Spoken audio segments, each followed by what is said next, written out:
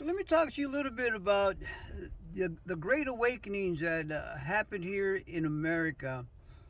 And these great awakenings were sent by God to bring awakening to the church, to correct its course and put it in the right direction, and also to revive it. And when you think about you know this is what I want you to think about. And the question that I want to put out is, what kind of Christianity came to America? Okay? When the Pilgrims and the Puritans started coming, they were raised up in a state sponsored church, many of them. The Catholic Church was a state sponsored religion, and then the Church of England split from them, but yet they still held on to many of their traditions and doctrine.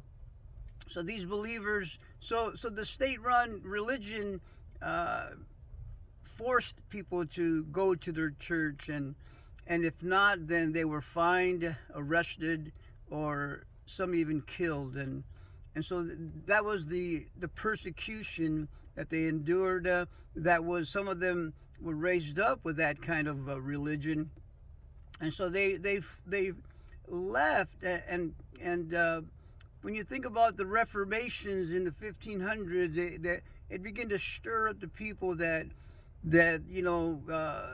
people could find salvation through faith, and they didn't have to pay any money to have their sins forgiven.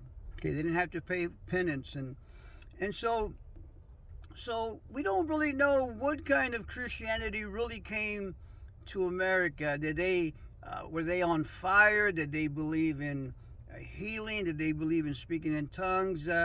We don't know. But as the church grew and they built cities and they started their government, one thing we do understand is that they understood God in government. They understood that they wanted God to lead this nation.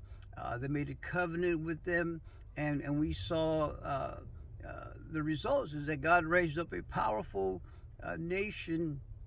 But like humanity strays, and so God sent these awakenings to, like I said, to awaken. And many believe that the first one, that it awakened the people to come back to their first love, to faith, and that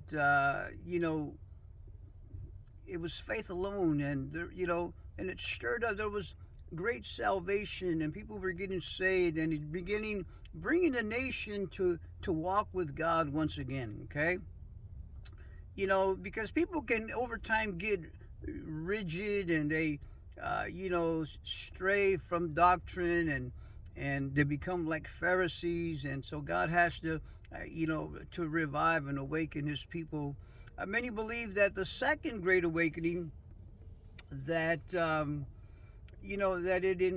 it was kind of like God was teaching the church to be the salt. Uh, it empowered lay people to serve, and this is where many social reforms were started, and they began to abolish slavery, and they begin to understand that you didn't have to have a title of a pastor to go and serve and make impact, but everybody was the salt of the earth, and we could all play a part in the church of God.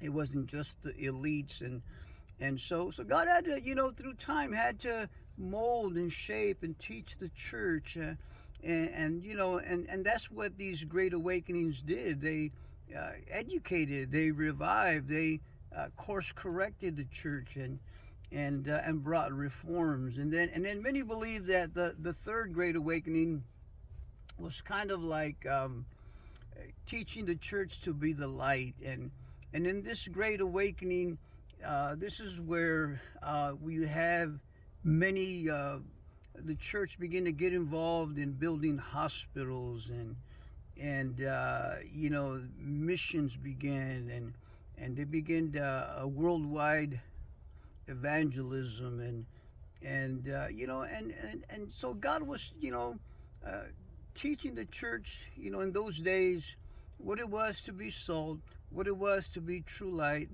and they went out into the world, and God, not only that He, awakened, but He would, like I said, steer the church and revive, and people, they saw many people get saved, and so all this was for the benefit of His bride, the church, who at times goes astray, and needs to be, brought back to its first love, and brought back to, doctrine, and to be taught new things at times that, that it does not know, and so and so and I believe that, you know that we're upon another great move of God, and I believe that this move of God, that God is teaching the church to be the head, teaching them once again that we're supposed to govern and lead society,